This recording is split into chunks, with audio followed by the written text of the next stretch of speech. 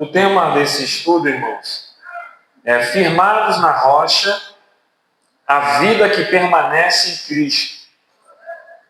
Nós temos 3 tópicos aqui que eu separei. O primeiro tópico é a rocha é Cristo, o fundamento inabalável. O segundo tópico é ouvir e praticar a palavra, o segredo da estabilidade. E o terceiro tópico, tempestades vêm para todos, mas quem está na rocha permanece. Amém? É bem simples e objetivo, eu não vou tomar muito seu tempo e vou dividir aquilo que o Senhor colocou no meu coração para dividir com os irmãos. Vamos ler o que está escrito em Mateus capítulo 7, do versículo 24 ao versículo 25. Está escrito: todo aquele que, pois, escuta estas minhas palavras e as pratica, assemelhá-lo-ei ao homem prudente, que edificou a sua casa sobre a rocha. Versículo 25. E desceu a chuva, e correram os rios, e as sopraram ventos, e combateram aquela casa, e ela não caiu, porque estava edificada sobre a rocha. Eu vou continuar lendo aqui o 26 e o 27, que diz: e aquele que ouve essas minhas palavras e as não cumpre, compará-lo-ei ao homem insensato, que edificou a sua casa sobre a areia. E desceu a chuva, e correram os rios, e assopraram os ventos, e combateram aquela casa, e ela caiu. E foi grande a sua queda. Esse aqui é os 2 alicerces, né? E também conhecido como os 2 construtores. Aqui fala sobre estabilidade. Ele fala sobre estabilidade.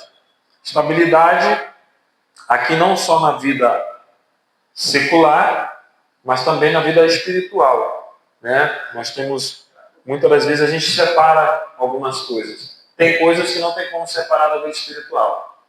Tem coisa que você vai viver na sua prática que não tem como separar do espiritual. Então nós vamos entrar aqui, sem delongas, baseado nesse texto. Primeiro tópico, Cristo, a rocha é Ele, a rocha é Cristo, o fundamento inabalável. Coloca para mim, por gentileza, 1 Coríntios, capítulo 3, versículo 11. 1 Coríntios, capítulo 3, versículo 11.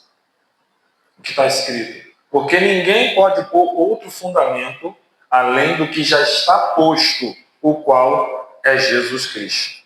Ou seja, ele está sendo bem enfático nessa questão. Não existe outro fundamento, não tem como colocar outro fundamento. Quando o apóstolo Paulo está falando isso, nós entendemos que já naquela época em que o evangelho sofria muitas perseguições, o evangelho também, ele sofria também deturpações. Nós entendemos que existiam muitos falsos mestres, existiam muitas doutrinas que eram baseadas no evangelho, mas não na rocha, não no fundamento verdadeiro. Assim como mesmo está escrito, se até um anjo vir pregar um outro evangelho, que seja considerado, né, anátema. Então, irmãos, quando ele fala isso, ele está falando em uma referência em que o evangelho ele sofre deturpações. Estão tentando tirar Jesus do fundamento do evangelho. Jesus hoje, ele está sendo muita coisa, menos a base do cristianismo. Então nós temos que ficar atentos com relação a isso. Porque não existe outro fundamento capaz de sustentar a vida espiritual. Não existe. Não existe outro fundamento.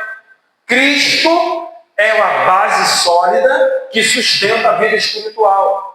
Não adianta, irmãos, eu me basear em qualquer outro tipo de coisa no meio da obra de Deus. Porque hoje nós temos diversos ministérios. Hoje tem tanto ministério, é ministério para isso, é ministério para aquilo. É tanta coisa que se tem dentro da igreja que as pessoas acabam substituindo. Não adianta, não é o que eu vou fazer, não é o que eu faço que sustenta a minha vida espiritual. É como eu faço, em quem eu faço. Não adianta eu só fazer se minha vida não está baseada nele. Entende isso? É muito complicado. Então nós temos que entender que não existe outro fundamento, não existe outra base que sustenta a nossa vida espiritual. Não é o que eu vou fazer para Deus. É para quem eu estou fazendo, é quem me sustenta em tudo isso. É em quem eu estou edificado, é em quem eu estou enraizado. Quem edifica na palavra encontra segurança em tempos difíceis. Jesus aqui ele traz uma parábola. Ele faz uma comparação. Então, dentro dessa parábola, dessa comparação, ele vai dizer que aquele que ouve, que escuta essas minhas palavras e as pratica. Então, ele está dizendo aqui que quem edifica na palavra encontra segurança em tempos difíceis. Então, irmãos, como é que eu vou saber que eu estou edificando a minha vida na palavra? Porque não é só ouvir. Nós vivemos em tempos que as pessoas estão ouvindo. 30 anos, 40 anos no meio da igreja, ouvindo a palavra e nada muda no comportamento dela, na vida dela. Quando ela sai ali para fora, a vida dela é como se fosse uma vida secular. Ela está 30 anos cultuando, essa pessoa é expert em culto dentro de uma igreja. Houve diversos tipos de pregação, diversos tipos de explanação. Irmão, nessa nossa caminhada eu já ouvi diversos homens inspirados, diversas mulheres inspiradas por Deus, pessoas inteligentíssimas, pessoas com mentes brilhantes, ótimos oradores, pregadores. Mas o que eu extraí de tudo isso? Será que eu tenho vivido e aplicado aquilo que eu escuto? Será que a minha vida realmente está baseada naquilo que eu tenho escutado? Que Jesus está dizendo. Dizer que Jesus não fala na igreja, irmão, é um erro muito grande. Porque o grande problema nosso é achar que o irmão humilde, que às vezes traz uma palavra simples, ele não está sendo usado por Deus, não é Jesus que está falando, né? Muitas das vezes a gente acaba esperando isso em um doutor da lei, em um homem estudado, um teólogo, mas não é nada disso. Jesus ele fala de forma simples. O problema é que nós estamos precisando de tantas coisas hoje em dia para dar crédito naquilo que está sendo falado. A gente precisa de tanta pirotecnia, a gente precisa de tanta coisa, irmãos, que a gente não dá ouvido ao que ele tem falado para nós. E ele vai dizer que aquele que escuta essas minhas palavras, então não é só ouvir, é praticar.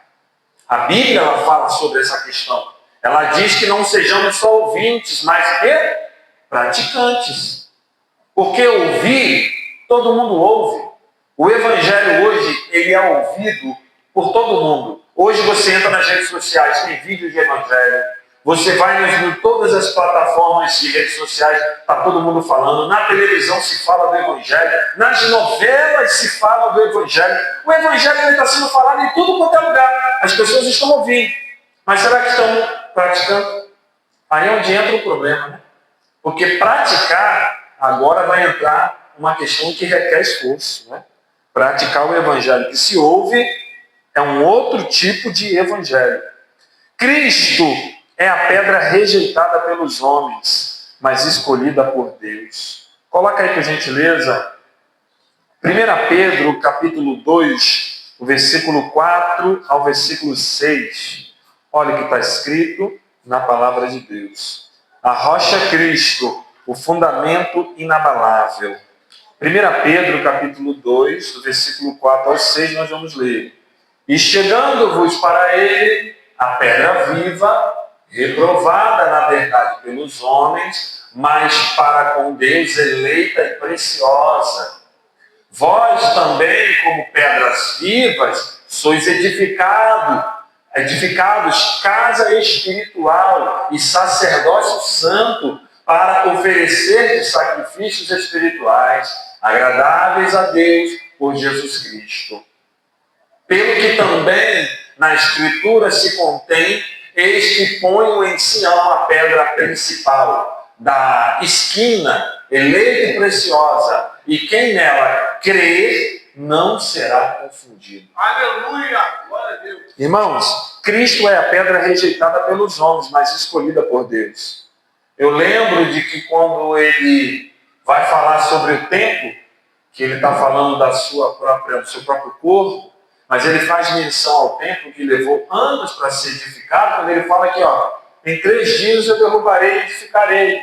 Os homens, eles não entenderam. Os homens sempre rejeitaram a pedra verdadeira. E ele veio para os seus, mas os seus não o receberam.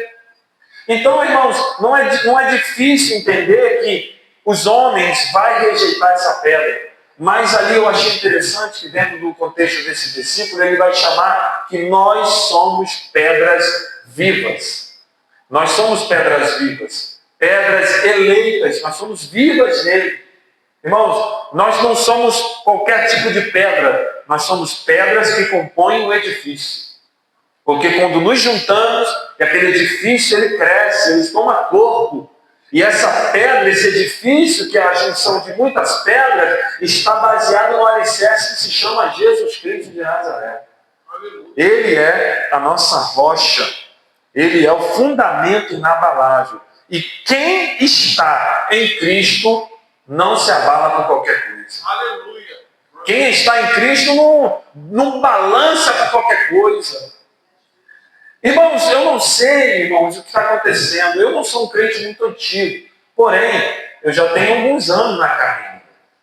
Tem irmãos aqui que têm muito mais tempo do que eu no Evangelho. Mas eu lembro que da época no qual eu aceitei Jesus, já tinha pessoas muito mais antigas do que eu no Evangelho. E eu aprendi com essas pessoas que são muito antigas. E eu via, irmãos, no exemplo prático de que um crente verdadeiro, firmado em Cristo, quando o vento vinha, ele não se abala. Aleluia. Era o tipo de crente que, irmãos, era uma geração de crentes que estava passando vento em casa, mas estava profetizando bênção na vida do próximo. Eram irmãs que Deus usava com autoridade, que Deus usava na revelação, na visão, na oração, mas você quando ia ver a casa dela passava luta com o marido, passava luta com filhos, mas eram mulheres edificadas na rocha. Aleluia. Mulheres e homens que eram ali fixos em Cristo e nada abalava eles de facilmente. Hoje eu não sei o que está acontecendo. Os crentes estão muito sensíveis. Hoje nós temos uma safra de crentes que, se vinha esse vento aqui, e as águas aqui que veio nessa parábola aqui, irmão, esses crentes se deixam levar, vai embora. Lá em Apocalipse fala uma coisa muito interessante, que se eu não me engano é no capítulo 12, ou é no 14, que fala sobre que a boca do dragão saiu um rio, da boca do dragão, para tragar a igreja. Só que lá na palavra também diz que Deus deu um par de asas para a mulher que tipifica a igreja, para que ela voasse. Da boca do dragão saiu aquele rio, e aquele rio, irmão, se deixar, já viu aquela enxurrada, enchente quando vem, que vem levando tudo? É exatamente isso. A gente entende profundamente dentro daquele contexto de Apocalipse, que aquele rio é um mar de heresias, de distorções do Evangelho, que se pudesse levar a igreja por completo, ia levar, e o curso daquele rio não ia levar para Deus. Não é diferente hoje em dia. Se a minha casa está firmada na rocha, se a minha casa está firmada em Cristo, pode vir o rio que quiser, pode vir a correnteza que quiser, vai bater e ela não vai cair. Irmão, o dragão abriu a boca e lançou um rio para levar a igreja. Deus vai e olha a necessidade da igreja, Deus faz o quê? Faz a igreja voar, dá um par de asas para ela. Mas ele conduz ela para onde? Para o meio do deserto. Deserto é lugar para você descansar? Deserto é lugar para você pousar? Não, mas a Bíblia diz que tinha um lugar preparado para ela passar um período ali. Então a gente entende que igreja vai sempre passar por dificuldades, por tempestades, por perseguições, mas entende que o local que Deus coloca a igreja não é conforto. É deserto, é escola, mas tem preparado lá, tem providência de Deus no deserto. Tem providência. Vai para o deserto, mas Deus deu um par de asas para ela poder voar, para sair da direção da boca do dragão. Porque o dragão, a antiga serpente, Satanás, o que ele queria é tragar a igreja. O que ele quer é tragar a igreja. Ele vai sempre tentar. Então, a parábola dos dois alicerces, é importante a gente meditar sobre esses dois alicerces e entender que Cristo está dizendo: aquele, pois, que escuta essas minhas palavras e as pratica, eu vou assemelhá-lo a um homem prudente. Prudência, que edificou a sua casa sobre a rocha. Uma pessoa prudente é uma pessoa que se prepara. Pessoa prudente é pessoa que tem visão. Uma pessoa prudente é uma pessoa que analisa o terreno. Ele tem visão além do alcance. Ele analisa todo aquele contexto, ao invés de pegar tudo aquilo que já está na sua frente. Foi o que aconteceu com Ló, né? Ló olhou para o lado, viu que o lado de Sodoma e Gomorra era bonito, era verdejante, bem irrigado. Aí ele falou: então eu vou para esse lado aqui, ó. Aí Abraão, sabendo que se ele fosse para o deserto, Deus ia estar com ele do mesmo jeito, Abraão falou: tá na benção então, irmão, tu vai para cá que eu vou para lá. Mas é uma questão de visão, prudência. O que aconteceu com Ló no meio daquela cidade?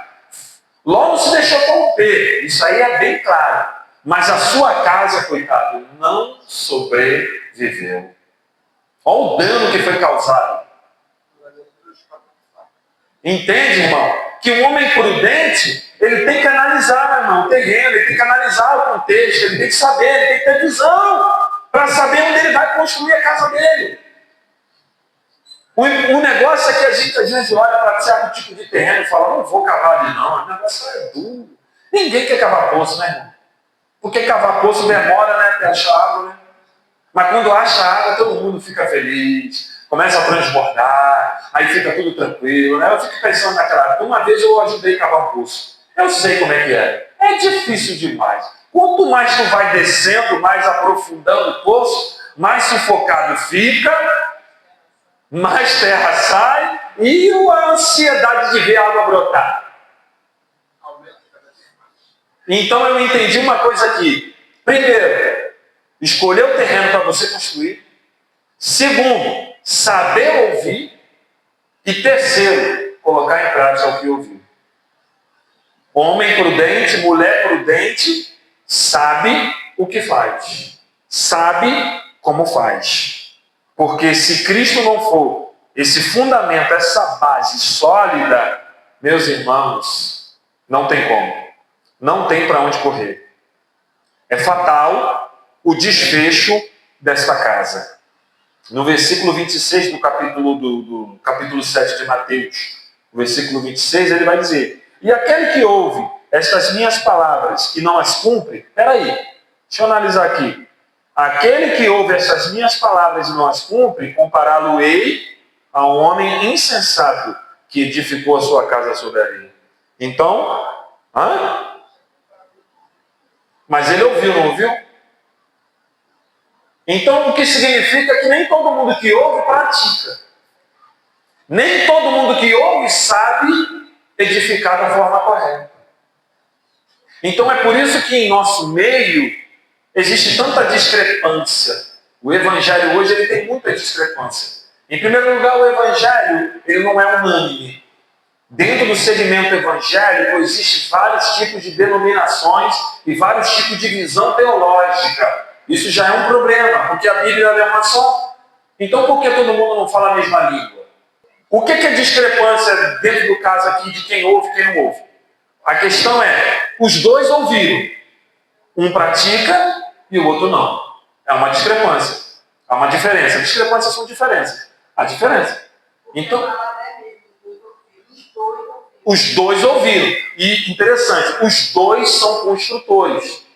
Os dois sabem construir casa. Os dois sabem fazer.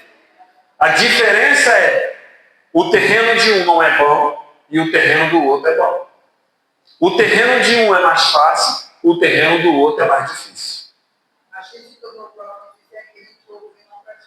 Exatamente. O problema é que o que veio sobre a casa dele depois não deixou ela de pé, né? Grande foi a ruína. Então Jesus, ele está falando aqui que eu vou comparar esse homem a um homem insensato. Sabe o que é insensatez? Né? Porque existe uma diferença de prudência para insensatez. Você veja o jogo de palavras aqui. imprudência, prudência para insensatez. Prudência traz a conotação de vigilância. É aquela pessoa cuidadosa. Prudência é o quê? Ó, eu estou com uma fraqueza na minha perna aqui e eu sei que esse chão aqui é muito escorregadio. Então eu não vou andar de qualquer jeito, eu vou andar com cuidado. Isso é prudência. Prudência é cautela. Eu estou aqui, ó, mas eu estou andando com cautela. Eu estou fazendo as coisas com cautela. Mas a insensatez remete a uma pessoa que não raciocina naquilo que faz. Ele não prevê o problema, ele não avalia o risco. Ela ignora totalmente. O insensato, ele realmente ignora. Ele ignora o risco. O precipitado, ele nem sempre é insensato. Né? Nem sempre ele é insensato. O insensato não raciocina bem. É uma pessoa que não tem muito juízo. Veja bem, temos um exemplo prático do filho pródigo. O filho pródigo, ele saiu de casa. Ele pediu a herança dele enquanto o pai estava vivo, fez toda aquela questão. Ele estava fora de si. A Bíblia diz que ele estava fora de si. Ele estava insensato, ele estava agindo de forma insensata. Mas chegou um momento na vida dele que o negócio estava tão ruim, que ele não tinha mais nada, nem ninguém. A Bíblia diz que ninguém dava nada. Aí, de repente, voltou o juízo nele. Aí ele caindo em si. Aí ele lembrou da casa do pai dele. Entende? A questão de insensatez é a pessoa que está fora da lucidez. Ela não está raciocinando direito. Aí voltou ao estado normal. Aí ele falou, rapaz, calma aí. Eu estou aqui querendo comer bolota do porco e na casa do meu pai até o empregado mais simples dele come pão. Tem fartura de pão e eu comendo bolota de porco. Ele caiu na consciência. Para você ver que a insensatez te leva até o chiqueiro. A insensatez leva pessoas a fazer coisas sem raciocinar. E quando ela se dá por si, e agora? E agora? Depois que você falou, depois que você agiu, depois que você construiu. Como é que fica? Fica complicado, né? Aí tem as consequências. Isso aí é fato. Vamos para o tópico 2. Ouvir e praticar a palavra. O segredo da estabilidade. Coloca para mim Tiago, capítulo 1, verso 22. Tiago, capítulo 1, verso 22. Olha o que está escrito. E sede cumpridores da palavra e não somente ouvintes, enganando-vos com falsos discursos. Irmãos, o interessante desse texto aí é que se a pessoa é só ouvinte, qualquer discurso leva ela. Qualquer coisa falada leva ela. Sabe o que eu acho interessante na Bíblia? É o povo de Bereia. Quando Paulo chega em Bereia, ele começa a pregar, o povo, calma aí, peraí, deixa eu conferir aqui para ver se é isso mesmo. Vou dar uma olhada aqui. Ó, deixa eu ver. O crente tem que ser bereano, irmão. O crente tem que ser bereano, porque o crente que só ouve e não guarda, qualquer discurso bonito, e tem gente que fala bem. Foi? Olha que benção. É Deus confirmando, né? Irmãos, tem gente que fala tão bem, é tão eloquente, que se deixar, ele elabora um contexto tão bem feito que você vibra, e você fala, nossa, que maravilha. Mas está te enganando.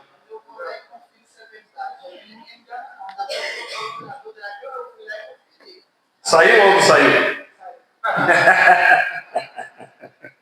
Irmãos, eu preguei muitos anos nessa mensagem, lá no Morro do São Carlos, e na época, onde eu preguei era uma área livre, construíram uma igreja ali. Aí, muitos anos depois, naquela época, acho que foi algumas almas, umas 4, 5 almas que aceitou Jesus. Aí, muitos anos depois, acho que papo de 10 anos depois, me convidaram para pregar nessa igreja, e eu não sabia que foi por conta daquele trabalho. Quando eu cheguei lá, a igreja lotada, uma bênção, e olha, agora, imagina o que foi a mensagem. A mesma mensagem que Deus me deu para me pregar. E eu pedi a Deus uma mensagem, já me lembrava mais, Deus me deu a mesma mensagem. Foi uma bênção. Foi para o deserto. O negócio é estreito. Então, irmãos, ouvir e praticar a palavra, esse é o segredo da estabilidade. Quer ver um crente estabilizado? Um crente tranquilo, um crente que nada derruba ele? Não é escândalo, não é disse-me-disse, não é fofoca, não é nada derruba ele. É um crente que ouve a palavra e pratica. É aquele crente que ele não precisa de ninguém dar alimento na boca dele. Ele come um mocotó em casa primeiro, depois ele vem aqui com a sobremesa. É o crente que está acostumado. Então, em Tiago 1,22 vai dizer, sede cumpridores. Cumpridores. Irmão, o evangelho ele é mais prático do que falado. Se eu não tiver o costume de praticar aquilo que eu leio, de botar em prática na minha vida e colocar no dia a dia, irmãos, não adianta. Eu tenho que cumprir o que a palavra me pede. Aí ele vai dizer, sejam cumpridores da palavra e não somente ouvintes. Aí ele vai dizer, porque quem ouve muito pode já cair no engano. Pode cair no engano. Eu ouço, mas não entra por um ouvido e sai pelo outro. Quando eu penso que não, meu comportamento muda, não muda. O que aconteceu na minha vida espiritual? Irmão, hoje é muito fácil você conhecer uma pessoa dentro do contexto cristão, se ela é espiritual, se ela tem uma vida ativa espiritual, ou se não tem. É só você ver pelos exemplos. Eu ouvi o que ela fala. Porque não se conhece uma pessoa naquilo que ela faz. Tem gente que tem muita capacidade para fazer muita coisa. Pessoas que realizam coisas grandiosas, são pessoas maravilhosas para fazer. Mas quer conhecer de verdade? Na reação dela. Aí tu vai saber quem é ela. Se ela realmente é o que ela mesmo diz. É quando ela reage, não o que ela faz. E em nosso meio, a gente confunde. Tem talento, tem dom, abraça. Tem talento, tem dom, toma cargo. Tem talento, tem dom, toma púlpito, toma microfone. Aí não avalia o caráter. Não avalia o comportamento. Aí quando você chega e cobra, aí ali tu vai ver se a pessoa é crente mesmo. É aí que você vê quando você chega uma pessoa e fala, dá uma palavra ou cobra alguma coisa, se ela é crente mesmo. Se ela for crente, ela vai, ó, ela é ovelha. E ovelha é mansa, submissa. Principalmente se se tratar, está debaixo de liderança. Se o meu pastor hoje chegar para mim, como hoje, me pedindo alguma coisa, é assim, senhor, pastor. Amém, pastor. E se me cobrar, não vou me ofender, porque eu sei que é para o meu bem. Se está me cobrando, porque eu tenho valor. Se me cobra, é porque eu tenho alguma coisa para dar. Porque, irmão, pense bem, se ninguém te cobra nada, é porque tu não tem nada para dar. Já pensou nisso? Exatamente. Então, irmãos, nós temos que estar atentos a essa questão. Basta ouvir, não basta. É preciso transformar o ensino em prática diária. É a cultura judaica. O judeu entende que adorar a Deus é na sua vida cotidiana. Então o judeu, raramente você vai ver um judeu tendo o costume que nós temos. O judeu mesmo. O judeu messiânico ele já vai frequentar o templo. Já o judeu mesmo, que ficou disperso pela diáspora, eles vivem o Islã, eles vivem a religião deles na prática, no dia a dia. Mas ele tem as suas sinagogas com as suas reuniões. Mas eles vivem mais na forma prática do que no templo. O templo ali ele não precisa de reunião para viver o que eles são. Vai tentar debater com o judeu? Ele é convicto da fé dele, ele sabe quem ele é. E por que o cristão hoje não sabe? O que está faltando é ouvir, praticar a palavra. Porque esse é o segredo da estabilidade. Outra coisa que é interessante dentro desse tema aqui, obediência. A obediência revela maturidade e constrói caráter sólido. Irmão, obediência é um dos fundamentos, uma das bases mais importantes do Evangelho. Ser obediente. Porque, irmão, uma pessoa que é obediente a Deus, ela é obediente em qualquer circunstância da vida dela. Ela é obediente à sua liderança local. Ela é obediente no seu trabalho, ao seu patrão. Ela é obediente. Porque obediência não se trata de você ser inferior. Tem pessoas que acham que ser obediente é ser menor que o outro. Não vou ser obediente, não, porque se sente inferior. Obediência não tem a ver com inferioridade. Obediência tem a ver com caráter. Obediência tem a ver, irmão, em você saber o que você tem que fazer e reconhecer o valor do outro. Obediência tem a ver com isso. Irmão, eu tenho que ser obediente à minha família, obediente à minha esposa, obediente a meus filhos. Isso também é obediência. E tem muita gente que se diz obediente a Deus, mas não é aos homens. Tem alguma coisa errada. Irmão, não é impossível. A Bíblia diz impossível você dizer que ama a Deus no qual você não viu e aborrece o homem no qual você vê. Como assim? Como, irmão? Não existe isso. Obediência, ela tem que ser a essência do crente. Mas tem pessoa que você para do lado dela para conversar, você já vê na essência da pessoa que ela não é obediente. Ela não é. Não é obediente. Falta o que nessa pessoa? Maturidade. É muito crente também se conduzindo diante de Deus com muita mágoa no coração, né? Muito crente ferido. Ai, tu não sabe o que eu passei. Eu já sofri tanto. Larga a mão desse fardo. Joga isso fora, irmão. Não carrega mala, não. No céu não vai entrar, não. Não entra mala no céu, bagagem. Tem que deixar aqui. E outra coisa, né? Perdão é uma questão de inteligência emocional e saúde, né? Porque quando eu libero perdão, eu estou trazendo saúde para o meu corpo. A pessoa que me feriu, ela não está nem aí. Não vai acontecer nada nela se eu não perdoar. Vai acontecer em mim. Aí vem, células começam a morrer, junta, vira câncer. Aí começa a dar hipertensão, ansiedade, depressão, problemas psicossomáticos. Então, o crente tem que ter saber, tem que ser inteligente para entender que perdão é uma questão de saúde mental. Meu irmão, me machucou, me magoou, estou chateado, mas não vai durar o tempo todo, porque ninguém está livre de não se chatear, mas também, meu irmão, trate o seu coração, guarde seu coração, libera, porque isso é prática da palavra. Jesus disse que a gente tem que perdoar os homens. Porque se você não perdoar, Deus não vai te perdoar. Gente se conduzindo há anos na presença de Deus com ranço de outras pessoas, está pensando que Jesus vai perdoar? Vai não. Desculpa, irmão, é verdade, não vai. Pode viver anos fazendo muita coisa, oh maravilha. É uma pessoa que faz tudo na obra.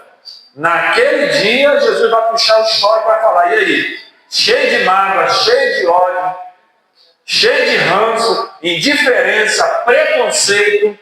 Calma aí, meu filho. Tem outro lugar para você. Hoje aqui, tudo. Entende isso? É muito frustrante ter que passar uma vida inteira no Evangelho e depois descer para a sepultura e acordar no lago de fogo. Só Jesus. A prática da palavra nos protege das quedas espirituais. Coloca para mim, por gentileza, João, capítulo 14, verso 23. Olha só, a prática da palavra nos protege das quedas. Irmão, tem gente, eu conheço pessoas que você olha para ela assim, vai falar, isso aí não é crente coisa nenhuma, não, doideirão. Mas você vê a pessoa vive a palavra. Passa o vento que for, aquela pessoa está firme, ela não se afasta. Quem pratica a palavra se livra, se protege das quedas espirituais. Olha o que está escrito. Jesus respondeu e disse, se alguém me ama, guardará a minha palavra, o meu Pai o amará, e viremos para ele e faremos nele morada. Isso é uma palavra muito forte. Que aquele que guarda e ama, Deus vem habitar dentro dele. Então, quando vinha a tempestade, ele não está sozinho. Deus é a base dele, Deus está dentro dele, Deus está vivendo dentro dele. Como que essa pessoa vai cair se Deus está nele? Agora, a pessoa cai, mas todo mundo é ser humano, irmão. Se você estiver firmado em Cristo Jesus, tu não vai cair. Se tu for um cristão verdadeiro, tu não vai sair da presença. Tu não vai jogar para o alto, tu não vai abandonar o Evangelho, não vai. Quem nasceu de novo verdadeiramente, não abandona Cristo por tempestade. Pode ficar triste, pode ficar chateado, pode ficar magoado, pode ficar deprimido, pode.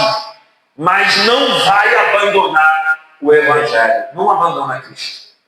Por quê, irmão? Porque pratica. Porque é nessa hora que você pratica a palavra, tá? É na hora que você é magoado, tu tem que perdoar. Quando você perdoa, tu está praticando a palavra. Na hora que você deveria responder à altura, você não faz. Tá vivendo a palavra. É assim que funciona. Nunca vai ser, irmão, de forma fácil. Sempre vai ser difícil. Terceiro ponto para a gente caminhar para o final. Tempestades vêm para todos, mas quem está na rocha permanece. O texto que eu vou pedir aí é Salmo 46, do verso 1 ao verso 3. Salmo de número 46, verso 1 ao verso 3. Deus é o nosso refúgio e fortaleza, socorro bem presente na angústia. Pelo que não temeremos, ainda que a terra se mude, e ainda que os montes se transportem para o meio dos mares, ainda que as águas rujam e se perturbem, e ainda que os montes se abalem pela sua braveza. Olha a circunstância que o salmista está colocando. É fácil esse cenário que ele está mostrando? Imagina terremoto, abalando montanha, mar bravio, ondas de tsunamis. Imagina o caos que ele está descrevendo aqui. Meu irmão, ele está dizendo que quem está na rocha permanece. Vai vir. A tempestade é grande, é luta, mas ele permanece. Porque tempestade vem para todos. Primeiro ponto aqui, crises, lutas, provações fazem parte da vida, mas não destrói quem está firmado em Cristo. Não destrói. O problema é que tem gente que não quer abrir mão da dor, né?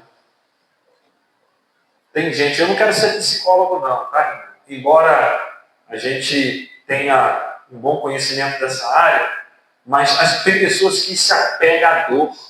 Porque a dor, é muito mais fácil você se condoer com a dor do outro do que com a alegria. Já parou para analisar isso?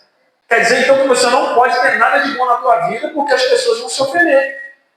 Agora, quando você está lascado, quando você está no perrengue, quando tu está na tempestade, todo mundo quer dar tapinha nas costas. É por isso que está escrito que é mais fácil chorar com os que choram do que se alegrar com os que se alegram.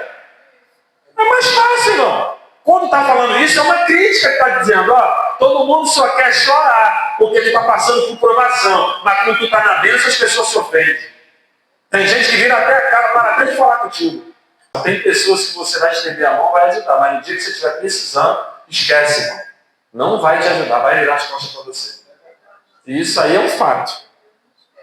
Então, irmão, provações, lutas, não destrói quem está firmado em Cristo. Esse tipo de coisa não me abalou. Porque eu sei que é inerente ao ser humano, o ser humano passa por essas coisas. Isso aí faz parte, irmão. Então a gente tem que entender, até mesmo nesse momento, se pôr no lugar da pessoa também. Falar, poxa, ele é ser humano, errou, né? Todo ser humano é capaz de fazer isso também. Eu também estou sujeito, então, né? Um outro ponto aqui, a fé na rocha nos dá paz e firmeza em meio ao caos. Quem aqui está com paz em meio ao caos? Quem aqui está com paz? Tem gente até que fica com medo de levantar a mão. Glória.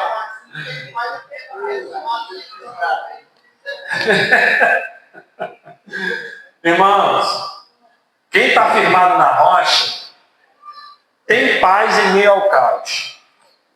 Eu fico imaginando os dois homens aqui dessa parábola dentro das suas casas, tá?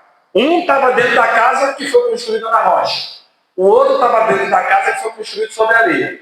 Só que os dois eram vizinhos. Eu entendo aqui que os dois eram vizinhos. Eu fico imaginando quando começou a tempestade.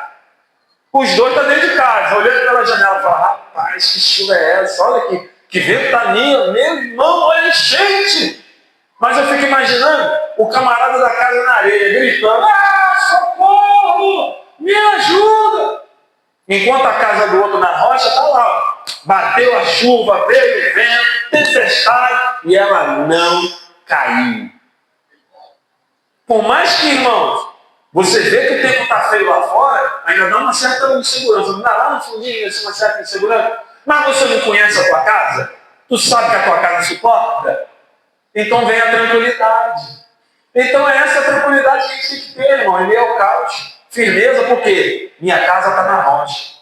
Quem tem a casa edificada sobre a rocha, não teme tempestade. Para mim finalizar, Deus é refúgio, fortaleza e socorro presente. Aleluia. Irmão, guarda isso para a tua vida. Deus, ele é refúgio. Ele é fortaleza e socorro presente. Eu vou finalizar aqui com o texto de Isaías 43, versículo 2. Isaías 43, versículo 2. Vou finalizar aqui com esse texto.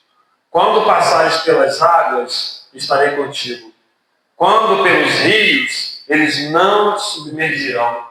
E quando passares pelo fogo, não te queimarás, e nem a chama arderá em ti. Deus, Ele é refúgio. Deus, Ele é proteção. Deus é livramento. Quando a minha casa está em Deus, quando eu entendo que Ele está pronto para me socorrer, quando eu entendo que Ele está sempre presente, porque tem momentos nas nossas vidas que nós achamos que estamos sozinhos, pensamos, imaginamos que no momento da angústia, a primeira coisa que acontece é você esquecer que Deus está vendo e Ele está presente. Porque nós chamamos a responsabilidade toda para nós. Mas, irmão, temos que ser diferente. Quando a tempestade vier sobre a sua vida, sobre a sua casa, esse é o momento que você tem que olhar para o céu, olhar e falar: Deus, tu está vendo isso? Senhor, tu pode contemplar essa tempestade na minha vida? Pai, me sustenta, me fortalece, me protege. Aleluia! Essa é a hora que nós temos que recorrer para Ele. E não para outras coisas, ou para alguém, ou para circunstâncias. A tua segurança, o teu socorro não está no homem. Não está no teu braço. Não está na tua capacidade intelectual. Está em Deus. Quem anda firmado na rocha não se abala no momento da tempestade. Porque sabe que o Senhor está presente. O teu alicerce chama-se Jesus Cristo de Nazaré. Amém, meus irmãos? Que Deus abençoe vocês.